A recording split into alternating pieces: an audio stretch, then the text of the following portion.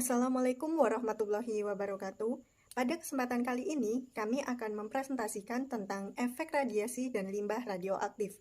Nah, baik, kelompok kami terdiri dari Aini Mabruhatin, NIM 5, Febri Diah Larasati, NIM 19, Sylvia Eka Wulandari, NIM 23, Rani Iswahyudi, NIM 32, dan Siti Nurfadilah, NIM 59. Tragedi bencana nuklir Fukushima Daiichi pada 2011 merupakan bencana pembangkit energi nuklir terbesar kedua di dunia yang telah mengakibatkan kerugian besar bagi pemerintah Jepang dalam segala sektor, baik ekonomi dan lingkungan.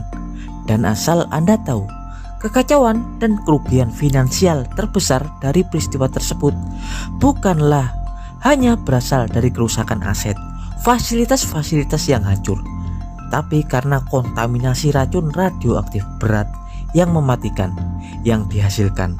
Kontaminasi tersebut menyebar melalui udara, peresapan jaringan bawah tanah, hingga aliran air radioaktif yang terlepas ke pantai, yang membuat area dalam radius 65 km dari pembangkit Fukushima adalah daerah rawan radioaktif. Hal tersebutlah yang melumpuhkan ekonomi, kerusakan produk pertanian, dan lain-lain, menyebabkan kerugian ratusan miliar dolar. Dan hingga kini proses sterilisasi area terdampak masih terus dilakukan meski lebih dari 1 dekade telah berlalu. Dan salah satunya adalah tentang masalah 1,25 juta ton air yang terkontaminasi radioaktif. Air limbah tersebut berasal dari genangan-genangan air saat proses pendinginan manual, saat proses penyiraman inti reaktor yang pernah dilakukan oleh para tim SAR pemadam kebakaran agar panas inti reaktor bisa stabil dan tidak meledak seperti pada tragedi Chernobyl. Juga limbah air-air radioaktif yang berasal dari komponen reaktor nuklir itu sendiri. Ya, 1,25 juta ton air sisa tersebut diketahui mengandung unsur berat radioaktif berbahaya seperti karbon 14, kobalt 60, strontium 90, dan yang terbesar adalah cesium 134. Isotop-isotop tersebut sangat radioaktif dan tidak stabil dan beracun, dan jika dibiarkan memerlukan waktu ribuan bahkan ratusan ribu tahun agar stabil dan tidak radioaktif. Maka dari itu, proses sterilisasi harus dilakukan dengan cara memisah molekul-molekul air dengan unsur-unsur berat radioaktif yang terkandung di dalamnya. Di sini air yang terkontaminasi dipompa ke dalam ribuan tangki penyimpanan berlapis baja dan karet yang berukuran 1200 meter kubik. Dan tahukah Anda, jika negara Jepang sudah mumpuni dalam penanganan masalah tentang teknologi nuklir, bahkan di Jepang banyak perusahaan-perusahaan pembuat mesin dan perangkat-perangkat nuklir seperti Hitachi, dan salah satunya adalah TEPCO, Tokyo Electro Power Company.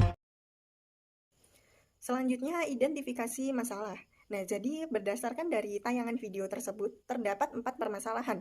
Yang pertama, gempa dan tsunami di Jepang yang menghancurkan 4 kontainer atau pelindung luar reaktor pembangkit nuklir. Nah, dari hancurnya 4 pelindung luar reaktor pembangkit nuklir tersebut, ini mengakibatkan kebocoran bahan radioaktif tingkat tinggi dan ledakan hidrogen. Nah, pada reaktor nomor 1 hingga nomor 4 ini mengakibatkan pencemaran udara, sehingga memaksa ratusan ribu orang harus diungsikan. Nah, yang kedua, pembuangan jutaan ton limbah air radioaktif yang dihasilkan pada tragedi tersebut ke dalam laut. Nah, pembuangan radioaktif air limbah tersebut ini berasal dari genangan-genangan air saat proses pendinginan yang dilakukan oleh tim SAR untuk menghindari terjadinya ledakan seperti pada tragedi Chernobyl. Nah, yang ketiga, melumpuhkan ekonomi, kerusakan produk pertanian, dan lain-lain yang menyebabkan kerugian ratusan miliar dolar.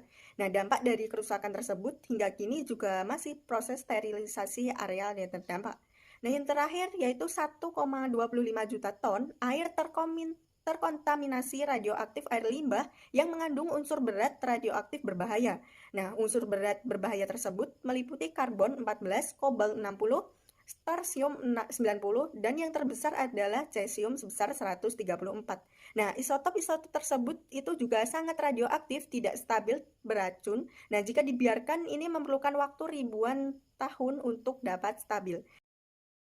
Sini untuk bentuk tanggung jawabnya itu bisa dilakukan dengan restitusi. Jadi di sini restitusi itu bisa dilakukan dengan cara membersihkan lingkungan yang tercemar akibat radioaktif tersebut, dan yang kedua itu bisa dilakukan dengan cara mendekontaminasikan radiasi dan meremediasi lingkungan hingga pulih seperti sedia kala. Dan di sini untuk yang kedua itu ada kompensasi. Kompensasi itu bisa kita artikan sebagai salah satu bentuk ganti rugi atas kerugian yang disebabkan oleh limbah radioaktif. Dan yang ketiga di sini ada kepuasan. Kepuasan itu terdiri dari pengakuan atas pelanggaran, bisa berupa ungkapan penyesalan, sebuah permintaan maaf dalam bentuk resmi. Bentuk tanggung jawab Jepang akibat bocornya L651 Univer Fukushima berdasarkan UKLAS 1902 terkait pencemaran laut lintas batas. UKLAS merupakan salah satu ketentuan yang mengatur masalah laut terlengkap dan berhasil disepakati oleh negara-negara. Dalam hal ini tanggung jawabnya yang pertama, pengawasan. Pasal 1904 paragraf 2 UKLAS menetapkan bahwa negara-negara harus segala tindakan atau pengawasan untuk menjamin kegiatan-kegiatan yang berada di bawah teritorial mereka agar tindakan atau kegiatan tersebut tidak mengakibatkan kerusakan yang disebabkan oleh pencemaran kepada negara lain dan lingkungannya. Yang kedua, pemberitahuan dini dan pelaporan kepada badan yang berwenang. Pasal 1908 memberitahukan mengatur kewajiban negara-negara untuk negara lain dalam hal mengetahui adanya suatu bahaya yang mengancam lingkungan laut mereka, dan tentunya juga organisasi-organisasi internasional yang berkewajiban untuk memberitahukan negara lain menurut perkiraan dapat terkena kerugian berupa kerusakan lingkungan. Yang ketiga, penanggulangan serta pemberian bantuan mengenai bantuan teknis mengenai pencemaran tersebut. Menurut UKLAS pasal 22 menetapkan bahwa negara-negara secara langsung ataupun melalui organisasi internasional yang berwenang akan melakukan kegiatan seperti menggalakkan program-program ilmiah, pendidikan, teknis, dan lain-lain. Selanjutnya, saya akan memaparkan mengenai peran pemerintah dalam menangani efek radiasi adalah dengan menciptakan kebijakan berupa yaitu Peraturan Pemerintah Republik Indonesia Nomor 33 Tahun 2007 tentang keselamatan radiasi pengion dan keamanan sumber radioaktif. Hal ini dapat dilihat dari pasal 4 ayat 1 sampai dengan 5 tentang keselamatan radiasi dalam pemanfaatan tenaga nuklir. Yang pertama yaitu setiap orang atau badan yang akan memanfaatkan tenaga nuklir wajib memiliki izin pemanfaatan tenaga nuklir dan memenuhi persyaratan keselamatan radiasi. Lalu yang kedua yaitu perizinan pemanfaatan tenaga nuklir sebagaimana dimaksud pada ayat 1 tersebut diatur dalam peraturan pemerintah tersendiri. Lalu ayat ketiga yaitu persyaratan keselamatan radiasi sebagaimana dimaksud pada ayat 1 yang meliputi yang pertama yaitu persyaratan manajemen, lalu persyaratan proteksi radiasi, kemudian persyaratan teknik serta verifikasi keselamatan. Untuk ayat yang keempat yaitu pemenuhan terhadap persyaratan sebagaimana yang dimaksud dalam ayat 3 harus didokumentasikan di dalam program jaminan mutu. Lalu ayat yang terakhir yaitu ayat kelima, di mana ketentuan lebih lanjut mengenai penyusunan program jaminan mutu untuk pemanfaatan tenaga nuklir diatur dalam peraturan kepala Bapeten. Selanjutnya untuk akan dijelaskan oleh teman saya. Peran dunia industri atau bisnis terhadap efek radiasi dari limbah radioaktif. Yang pertama, pada limbah radioaktif berbentuk padat dilakukan upaya berupa kompaksi atau pemadatan, insinerasi atau pembakaran, dan imobilisasi. 2. Melakukan pengolahan limbah cair dengan cara evaporasi dan penukaran ion.